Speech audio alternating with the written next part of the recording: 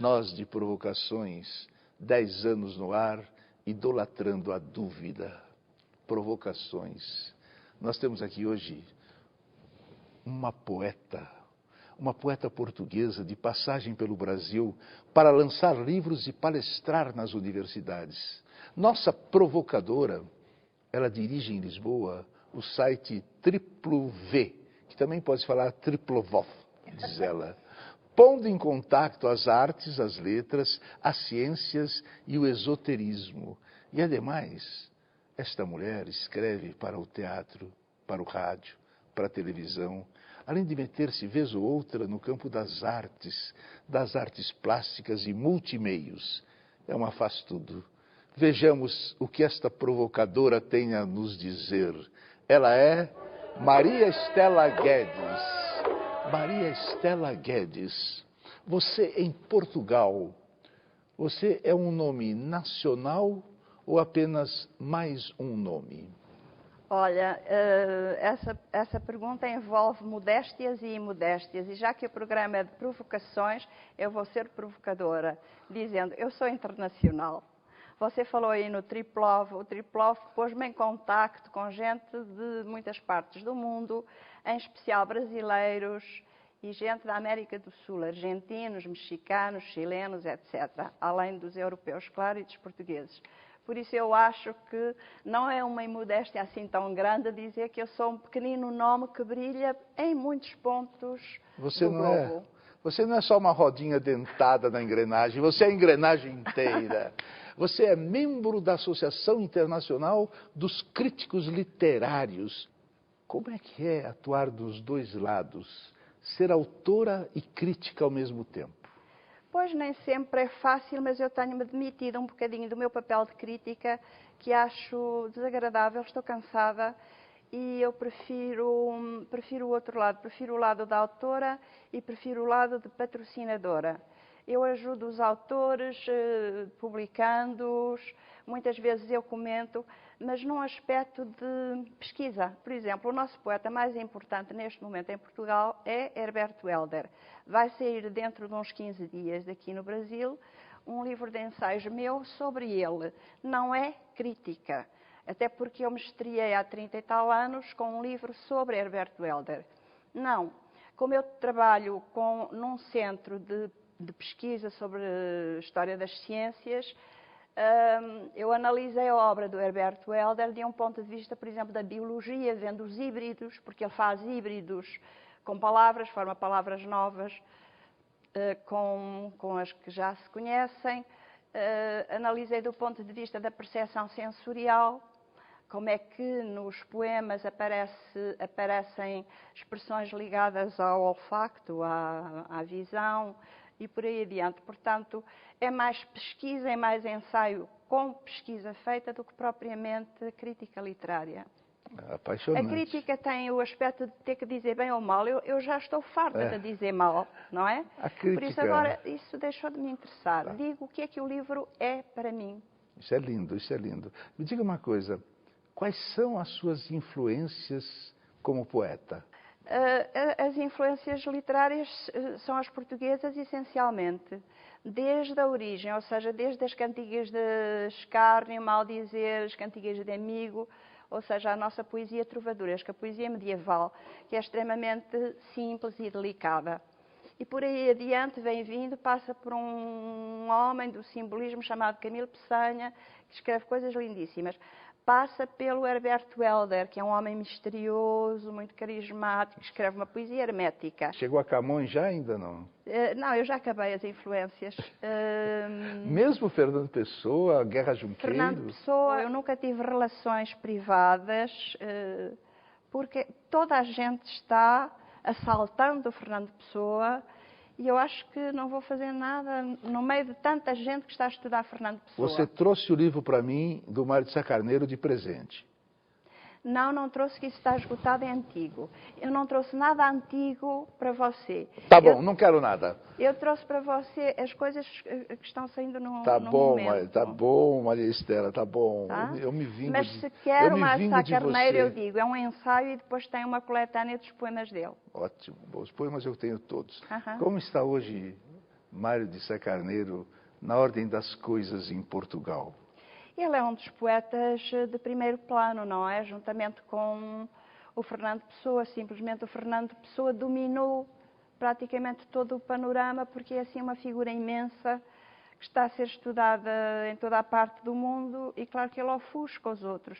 Chega a ser em toda a parte do mundo? Porque eu penso que sim, que ele está um pouco em toda a parte do mundo. Aquilo que se escreve sobre o Fernando Pessoa dá para encher uma biblioteca. O suicídio do Mário de Sá Carneiro te comoveu muito? Não me comoveu. Olha que isso já tem muitos anos que eu estudei isso. Perturbou-me. Perturbou-me porque eu li descrições que não são...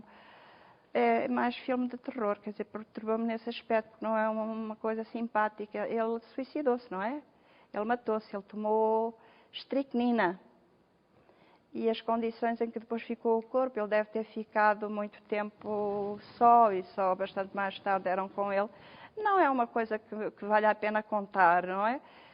Nós temos que contar as coisas da vida, não são as coisas da morte. Realmente.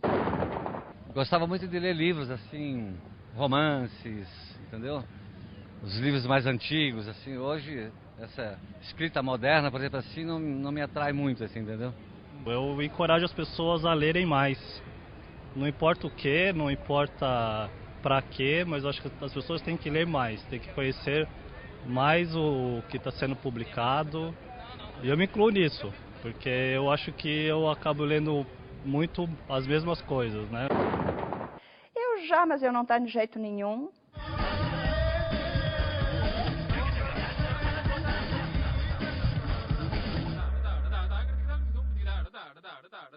Teatro. O que você escreveu para o teatro?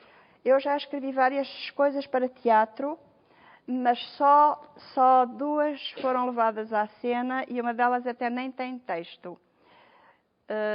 Uma delas? Não tem texto, foi um multimeios, como vocês dizem. Havia uma parte de teatro ao vivo, uma parte de teatro em vídeo.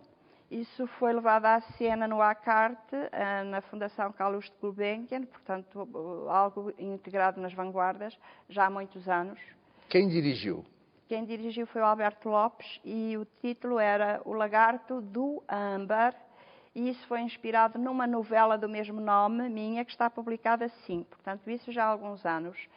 E há 2 anos ou 3, então, uma outra peça minha, A Boba, que conta uma versão da Boba, da figura da Boba, da história de Inês de Castro e Dom Pedro, que é um drama nacional, é um mito português, o mito dos amores.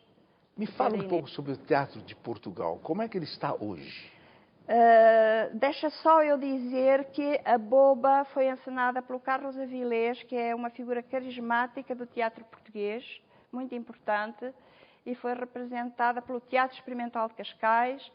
É um monólogo e quem representou o monólogo foi a Maria Vieira, que é uma figura muito conhecida, já esteve aqui no Brasil a fazer uma telenovela. Maravilhosa. Ela é uma pessoa da televisão, não é? Por isso ela garantiu o sucesso da peça, que de facto encheu sempre as salas, e eu penso que isso se deve sobretudo à Maria Vieira. Como está o teatro, eu não vejo muito teatro, eu estou a viver no campo neste momento. Quando eu vou ao teatro, eu noto que entre o teatro que se faz agora e o teatro que se fazia, por exemplo, há 20 anos ou há 25 anos em Portugal, há uma diferença abissal, porque agora está tudo muito melhor. Os atores são atores bons, que não fazem fitas, como nós dizemos em Portugal, ou seja, sabem representar, as peças são boas de um modo geral. E eu penso que isso se deve ao facto de, neste momento, haver escolas de teatro. Além de escrever, você já atuou em teatro? Mas eu não tenho jeito nenhum. Eu não tenho jeito nenhum para falar, eu não tenho jeito nenhum para dizer poemas, eu não tenho jeito nenhum para representar, mas já representei sim e... Foi um sucesso? Não foi sucesso nenhum. Vaiaram? Foram coisas particulares em faculdades. Por exemplo, quando foi a Festa da Ciência na Faculdade de Ciências de Lisboa, eu montei uma peça com um discurso. Eu não escrevi quase nada, meti só uns insertozinhos de graça. Forma e conteúdo. Noites de Luar, Pedras Rolantes, são programas da Rádio Televisão Portuguesa. O que você faz neles? Esse tipo de programas, que eram programas culturais, infelizmente desapareceram da nossa rádio, que está completamente diferente, e me dizem que a rádio hoje em dia é feita para motoristas, para as pessoas que vão nos automóveis e que ouvem. Bom, eu ouço em casa a rádio e realmente está diferente, porque só passa música, conversas e não passa texto de autor, não passa, por exemplo, novelas radiofónicas. Isso tudo pertence a um outro mundo. Maria do Céu Guerreiro não fez um monólogo seu ainda? Não, mas não me importa nada que ela faça. Quer dizer, eu estou aberta a que me façam propostas para levar à cena as minhas peças. Essa Tango Ela é uma Sebastião boa atriz, né? É, excelente. Olha, um texto seu. É terrível querer a verdade e saber que nunca se alcançará, porque antes dela há que se preservar o sossego do emprego, do salário e das férias pagas. É o seu caso?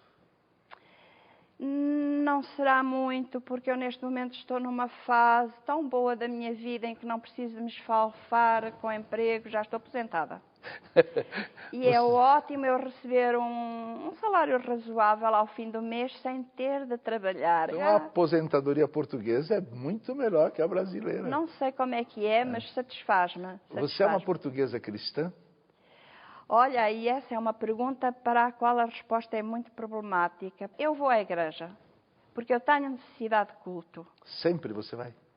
Não, vou quando posso, quando me dá vontade, porque tenho uma Que necessidade é bonito. de culto, de cerimónia, de quebrar a rotina do dia a dia, não é? E na esperança de que Deus me ilumine e me dê fé, porque eu sou bastante ateísta. E o que vai acontecer com você quando depois de você morrer, você vai chegar lá e vai ver um imenso e solene nada? Não, quer dizer, eu se chegar lá e se lá houver algum nada, vai lá, vou provocar o caos porque vou querer lá escrito tudo, não é? Portanto, essa situação, não, eu vou perturbar o sistema. Você é uma provocadora mesmo, Pois. olha aqui. E você é das que veem a poesia como uma interlocução divina, não? Às vezes, mas é imodesto falar dessas coisas, não se pode falar dessas coisas assim, mas há qualquer coisa de diferente do cotidiano quando uma pessoa está invadida por aquilo que antigamente se dava o nome de inspiração. Mas depois da inspiração, e a inspiração faz com que eu escreva um tumulto de palavras, às vezes sem nexo no papel, depois vem o sangue, suor e lágrimas, porque é preciso dar uma forma, dar Copidescar. Pois, dar um fio de meada a essa escrita. Agora tem uma frase sua que eu acho fantástica. Não é fácil ser poeta no meio de um shopping. Em que situação você disse isso? Eu não sei. Olha que eu já escrevi tanto, mas o shopping é só para mercadoria, é só para comprar e vender, não é propriamente o ambiente mais propício a que se tenha assim um delírio poético, não é? Leio a Bíblia, leio livros interessantes a respeito de cultura, dinâmicas, esse tipo de coisa. O brasileiro tem pouca cultura. É muito rico em cultura, mas não sabe a forma de chegar até ela. Acho que eu seja uma dessas pessoas. Eu vou provocar você, porque sei que sempre faz essa pergunta, por isso eu vou-lhe responder dizendo...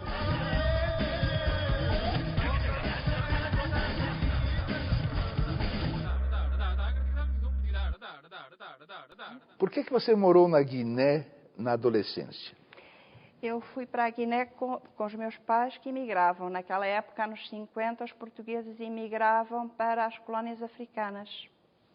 Nos anos 60 começaram a emigrar para a Europa, para os Estados Unidos, etc., um pouco para todo o mundo. Não tinha nada a ver com Salazar? Não teve nada a ver, não foi por razões políticas diretas. O meu pai não era perseguido pela polícia, nunca foi. Não, foi porque a família era pobre, precisava de ter um emprego para sobreviver e por isso surgiu uma oportunidade de irmos para a Guiné, fomos para a Guiné e eu adorei estar na Guiné.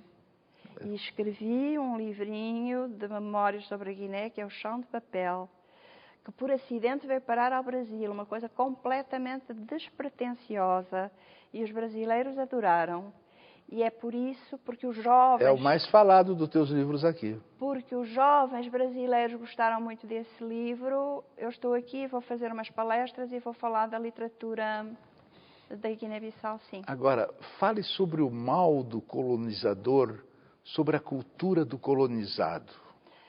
É mais do que sabido que a colonização explora o colonizado. Mas tudo isso são processos históricos que não se processam em bloco, ou seja, não há nações 100% colonizadoras, nem nações 100% colonizadas, porque há sempre oposição.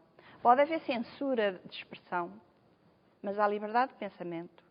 E a liberdade de pensamento faz com que, num regime colonialista, exista oposição. E são as oposições que levam à independência do Brasil, por exemplo. Não é? É a oposição interna dos portugueses contra outros portugueses. Foi também a oposição ao regime colonial que levou ao 25 de Abril, que é a nossa revolução.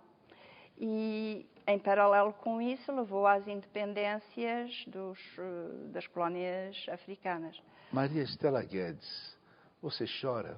Choro de vez em quando, choro muito quando escrevo versos e comovo-me quando leio.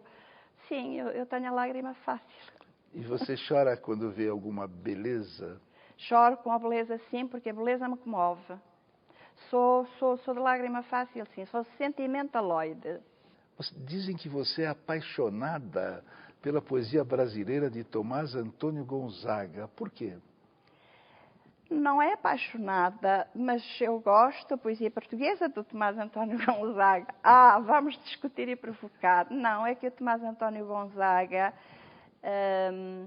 ao longo dos seus poemas, fala de questões políticas. E eu tenho a intenção, ou já o fiz, ou seja, já aproveitei determinadas situações da poesia de Tomás Antônio Gonzaga para os meus artigos sobre História e Filosofia das Ciências, porque ele fala da situação das inconfidências, dos inconfidentes. Ele foi um dos desterrados, não é? Por causa da Inconfidência Mineira.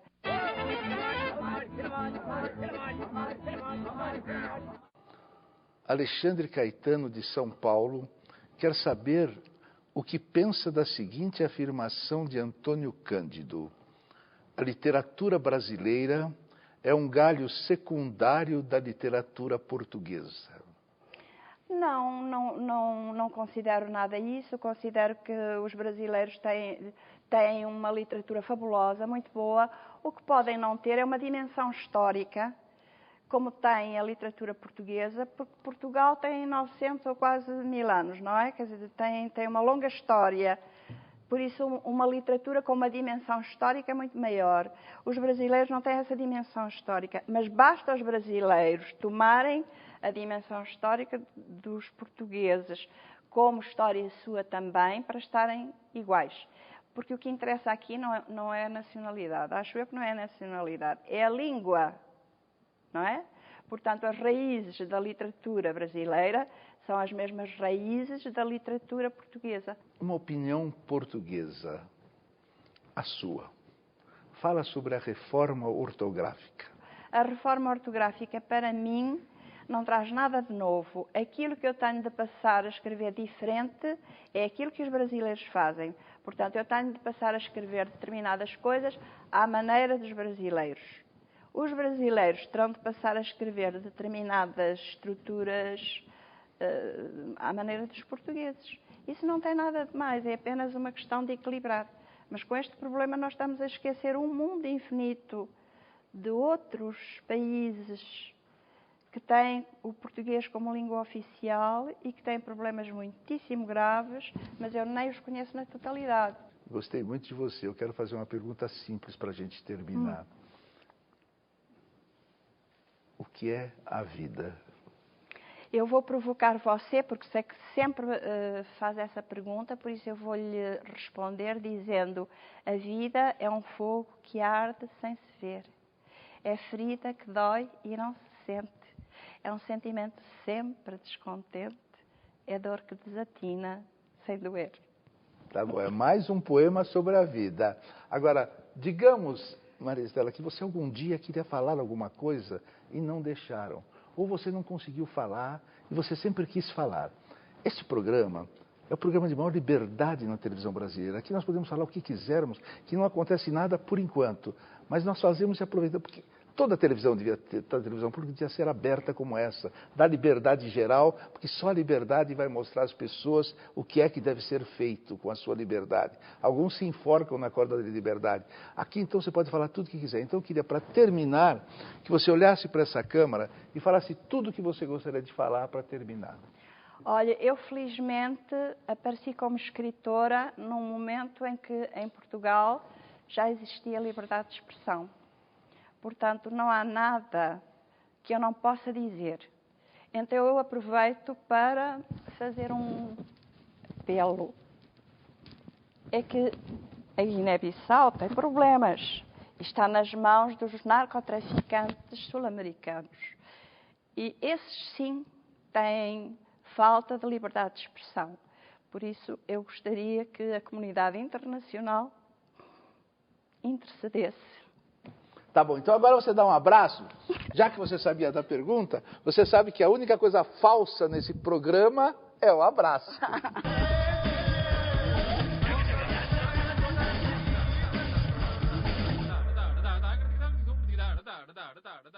Talking drum, bombolom.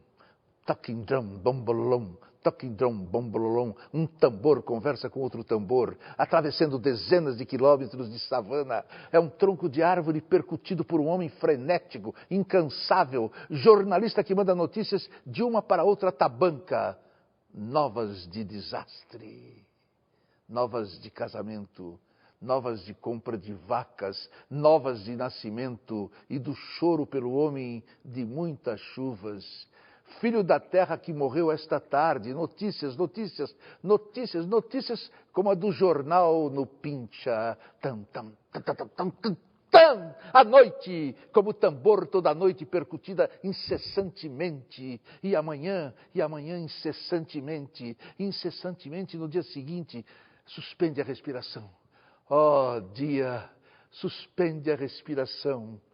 O tambor conta que o Mustafá desapareceu em Bissorã e que estão espalhados no capim bocadinhos do corpo de um homem que corria pela ofegante savana e explodiu no ar ao pôr o pé numa diabólica mina.